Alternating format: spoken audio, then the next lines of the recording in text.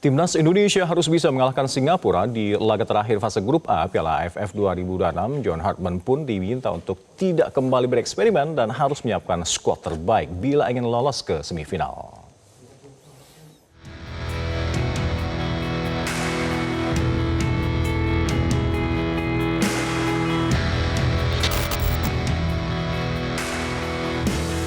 Timnas Indonesia akan dihadapkan dalam situasi hidup mati saat harus melakoni partai terakhir grup A Piala AFF 2026 melawan Singapura malam ini.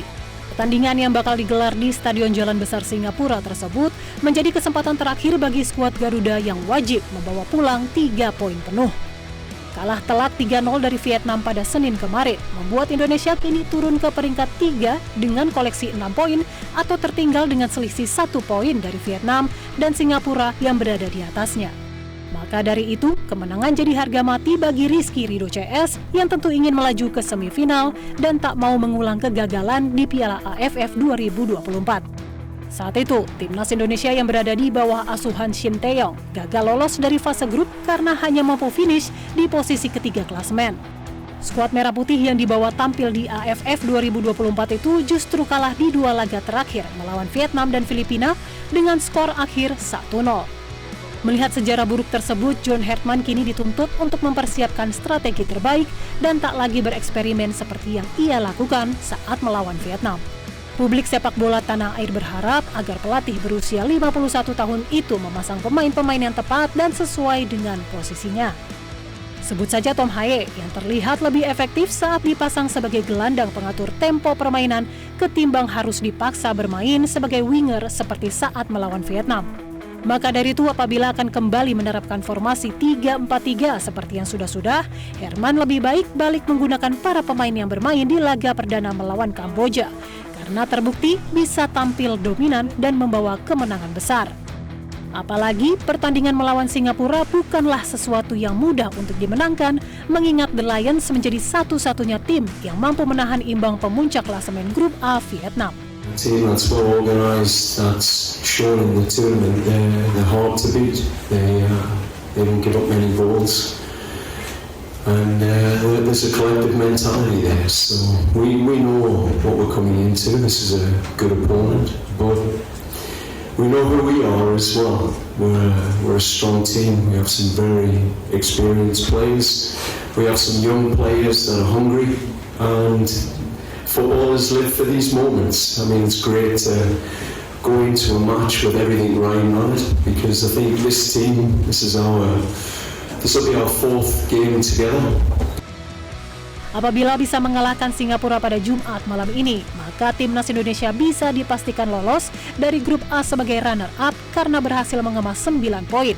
Atau bisa jadi tampil di semifinal Piala AFF 2026 sebagai juara grup apabila Vietnam dikalahkan oleh Kamboja.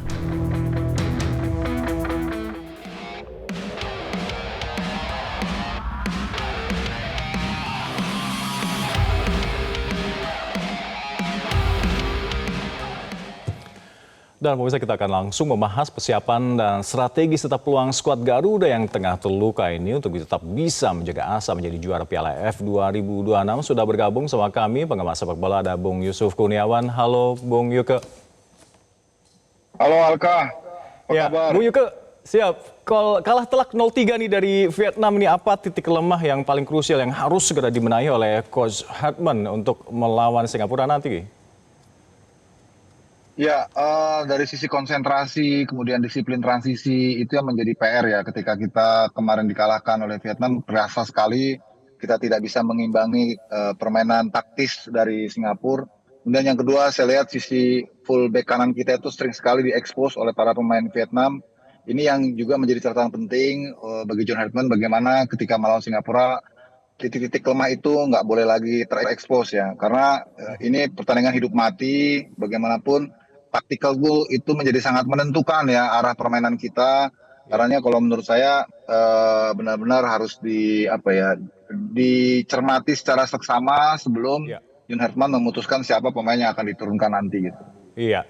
Untuk transisi bertahan, mungkin Bung Yuke bisa mencatat apakah skuad kita ini belum cukup solid karena terlalu banyak pemain yang naik, menyerang hingga melupakan pertahanan? Ya, yang terasa kemarin tuh dari sisi atletik ya, kelihatan sekali kita kan kemarin tuh ada Mark Klok, ada Jordi Amat, ada Tom Haye gitu yang tidak bisa apa namanya sepanjang 90 menit bermain Spartan ya. Sementara Vietnam itu benar-benar bermain dengan strength dan juga power yang luar biasa sehingga ketika sudah memasuki menit akhir kita udah kelihatan sekali kesulitan untuk bisa mengatur irama ya. Nah, untuk lawan Singapura ini ya, saya kira itu juga harus jadi pertimbangan apakah kembali memainkan Jordi Amat dan Mark Locke secara Ya. bersamaan, sementara di lapangan kita tahu bahwa Tom Haye nggak mungkin digantikan. Ini juga menjadi salah satu hitung-hitungan yang harus dicermati. Ya. Alih-alih memainkan mereka secara bersamaan, yang itu juga akan bisa menjadi titik lemah kita, mungkin ada modul baru ya, ataupun skema baru, menurunkan pemain yang lebih bugar gitu ya, yang bisa bertarung lebih kuat lagi di tengah, dan juga ketika transisi kita nggak kedodoran gitu. Kemarin kan Jordi Amat main sebagai stopper, wah kelihatan sekali begitu masuk ke fase-fase pertandingan akhir dia keteteran sekali ya. Sementara Iya. Mark Locke juga bukan Mark Locke yang 3-4 tahun lalu ya. Mereka kalau duel-duel 1v1 gitu dengan pemain lawan yang lebih strength-nya bagus, lebih bugar, apalagi mainnya taktis, wah itu kelihatan sekali kita lini tengah Iya. kita tuh kedodoran gitu. Baik, baik. Bung Yuka kritik luas dan juga tadi Bung Yuka juga menggarisbawahi mengarah pada komposisi starting 11 di laga versus Vietnam lalu. Apa yang harus diperhatikan oleh Coach Herman untuk meracik ulang formasi utama nanti yang diturunkan ke Singapura? Ya, tentu harus menurunkan pemain-pemain yang lebih firm ya, pemain-pemain yang lebih siap secara level atletik, secara level fisik gitu ya. Karena Singapura ini juga tim yang terorganisasi, tim yang sangat disiplin, mainnya juga terstruktur gitu ya. Jadi kita nggak boleh lagi bikin salah, itu menjadi catatan yang kemarin saya lihat ya. Mungkin misalnya Egy bisa dimainkan duluan atau Beckham dimainkan dari awal gitu ya untuk kita tetap punya daya kejut saat melakukan transisi menyerang. Kita butuh pemain-pemain yang punya kecepatan gitu ya. Nah, itu yang saya kira kemarin tidak terlihat sehingga sulit sekali bagi Mitch Baker yang di laga pertama tampil superior kemarin, Ya. sulit sekali dia mendapatkan suplai yaitu karena lini tengah kita kekunci gitu ya, nggak ada pemain-pemain yang kreatif Mhm. yang bisa apa ya mengontrol permainan gitu.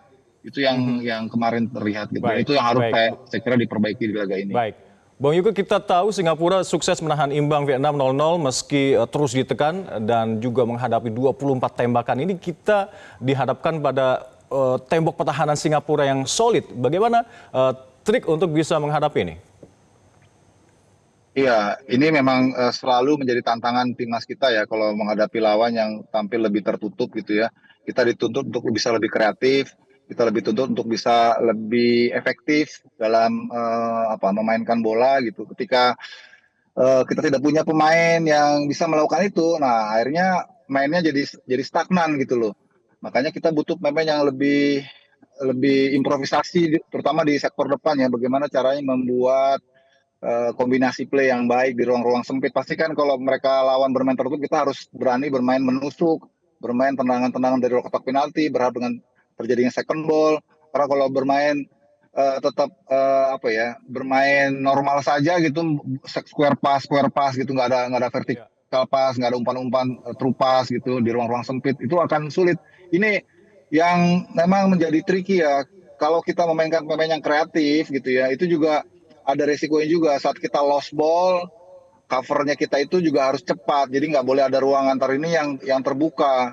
Artinya ketika menyerang transisinya juga harus kolektif ya, nggak bisa Baik. sebagian-sebagian ataupun parsial-parsial, tapi harus grup gitu ya. Begitu juga saat bertahan kehilangan bola harus cepat-cepat itu. Bagaimana caranya mematikan serangan balik lawan, melakukan taktik foul supaya kita bisa retreat lagi ke belakang, bisa reorganisasi lagi. Jadi lebih ke faktor taktikal sih menurut saya yang nanti akan lebih banyak Iya. berperan di pertandingan malam hari ini gitu.